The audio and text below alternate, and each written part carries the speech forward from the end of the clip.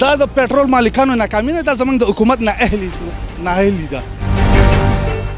او بیډ یې واللی نو د بیډ دغه انجام دی، بیډ ورته وخو.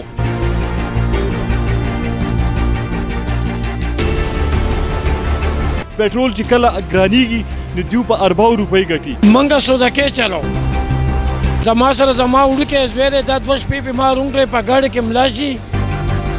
بسم الله الرحمن الرحیم. السلام علیکم. زه یم عقیب رضا.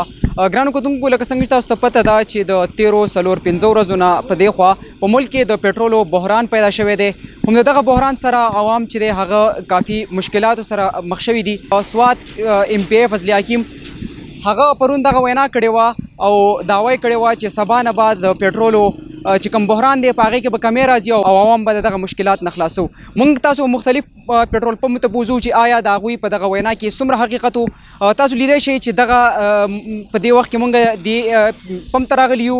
تاسو لیدی شئ چې بالکل په دې پمپ کې هېڅ قسمه پټرول چې دی هغه نشته. موږ به تاسو مخکې نور پمپونو ته بوځو، دغه پمپونو کې به هم د پټرولو حالات به معلومو چې آیا د MPA صاحب په دغه وینا کې څومره حقیقت و، آیا هغه دغه پټرول دغه پمپونو ته فراهم کړي دي یا نه دي. زموږ سره راځئ.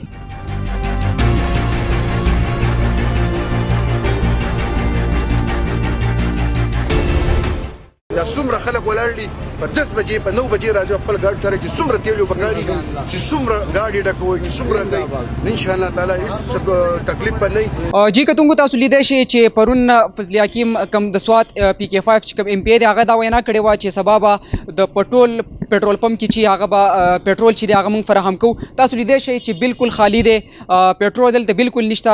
ما سره دا وخت د پټرول پمپ چې کوم مالک دی هغه را سره ولاړ دی، دوی سره به خبرې اترې کوو. السلام علیکم. سر اصلي وجه دا ده چې دیو صرف په PSO او په اټک والا باندې دا ټول بنډل ور واچو. شل والا، هسکول والا او څومره کمپنیانې چې دي ګورنمنټ ورته شوکاز نوټس ورکړو، خو چې به دیو باندې ښه اقدام وکړي او د دیو لایسنسونه منسوخ کړي. ولې دیو د زموږ د قوم سره ډېر زیاتې وکړو. زیاتې دا وکړو چې پټرول چې کله ګرانیږي نو دیو په ارباو روپۍ ګټي. اوس چې چونکې پټرول ارزان شو نو دوی څه چلو کو دیو خپل ټول ډیفالټ ډرای کړي دي او پټرول نه میلاویږي. دا وخت سره بل بیجان موجود دی، د دوی سره هم خبرې اترې کوو. دا راته ووایي چې د پټرولو دپاره راغلي څومره وخت ستاسو وشو او د پټرولو د بحران ته په کم نظر سره ګورئ؟ بیجانه زما په خپله زه د رشکې ډریور یم. زما نن 5مه ورځ زه به دې پمپونو چکر لګوم. زما 5 ورځې رشکه ولاړه، ما ته ټکه پټرول نه میلیږي، بلکې هر سړي ته نه میلیږي. یوازې ما ته نو چې کم پټرول پمپ ته ځې هغوی دا خبره کوي چې پټرول نشته دی. دا د پټرول مالکانو ناکامي نه ده، زموږ د حکومت نااهلي ده. موږ په خپله زه سهار راغلی وم او دلته موټرسایکل هغه خپل کسان دننه کوي او پردي د عام کسان چې دي عوام اوټ یې اخیستی دی، صرف وایي بیډ له راکړه اوټو. بیډ له خو موږ اوټ ورکړلی، خو موږ دې لپاره ورکړلی چې موږ ته به نوی پاکستان جوړ شي. نو هغه دا نیسي نوی پاکستان جوړ شو. زما خو خپل یقین دا راځي چې د دوی بیا حکومت نشي راتلی، حکومت د دې وجې نشي راتلی چې لکه هر سړي بیډ له اوټ ورکړلی، هر سړي بیډ له اوټ ورکړی دی او بیډ یې واللی نو د بیډ دغه انجام دی، بیډ ورته وخو. سوداګۍ چلو زما سره زما وړوکی زوی دی، دا 2 شپې په ما روڼ په ګاډي کې ملا شي. خو د هغې مطابق ما ته پټرول میلاو نه شو. زما نن 3مه شپه ده چې د ګاډي ټینک مې تش دی، سوداګۍ مې هغه دی ولاړ دی او ما ورته څه منت وکړو خو ما د پټرول را نه کړو. او ویروره وې زه مړی بې خدای شي وې د پم نه وځوې. او نو صاحبه زموږ دا مطالبه ده چې وروره موږ ته د پټرول که ګران شوي دي نو موږ ګران هم اخیستي دي او که ارزان دي نه خدای شي که ارزان شو نو موږ ته خو دې څه فایده را نه ده، دا شی خو موږ ته نه میلاویږي. یاره دا لاکډاون دی او دغه پټرولو شارټیج دی، صحیح شو جي، تیل نه میلاویږي، دغه مزدوري ده هغه هم لاړه خرابه شوه او په دې لاینونو کې ودرېږو چې پمپ ته ورسو نو وایي د 300 روپو تیل واچو. د 300 روپو تیل چې واچو نو بیا وروره 300 روپۍ 400 روپۍ به مزدوري وکړو نو بیا راشو پمپ کې بیا په 3 غنټې ودرېږو. ما سهار راشکه راوستې ده پرون مې دغسې ګرځوله چې پمپ ته نږدې شم او تیل ختم شو.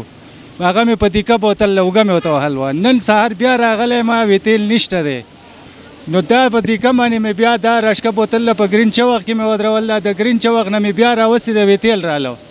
نو چې راغلی ما نو چې دلته پمپ ته نږدې شم وی تیل ختم شو.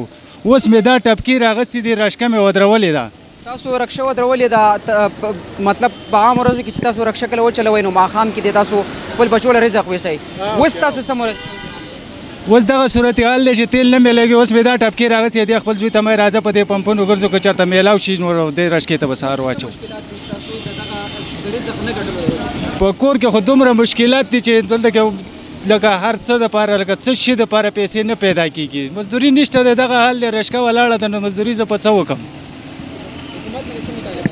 نو حکومت نه دغه مطالبات دي چې لکه دا ماحول دې ټیک شي چې لکه دومره شي چې موږ ته دا تیل میلاویږي موږ ته څه تګ راتګ مې دغه کېږي چې دغه آزاد شي چې موږ خامخا چاته څه کوو که نه جی کتونکو تاسو ولیدو چې د سوات په زیاتره پېټرول پمپو کې پېټرول له سره ونه خو په کومو کې چې ونه هغه هم د نش برابرو ځکه چې د عوامو دغه وینا وه چې په هغه پېټرول پمپو کې انتهایي زیات رش و او پېټرول هغوی ته نه میلاوېدل جی کتونکو دغه د عوام دغه مطالبه ده چې حکومت دې زر تر زره هر پېټرول پمپ ته دغه پېټرول چې دی مهیا کړي چې د عوام ته څه ریلیف میلاو شي او د هغو په مشکلاتو کې اسانتیا راشي تر بل پروګرام پورې خپل کور باقی برزاله اجازت ورکوي د الله په امان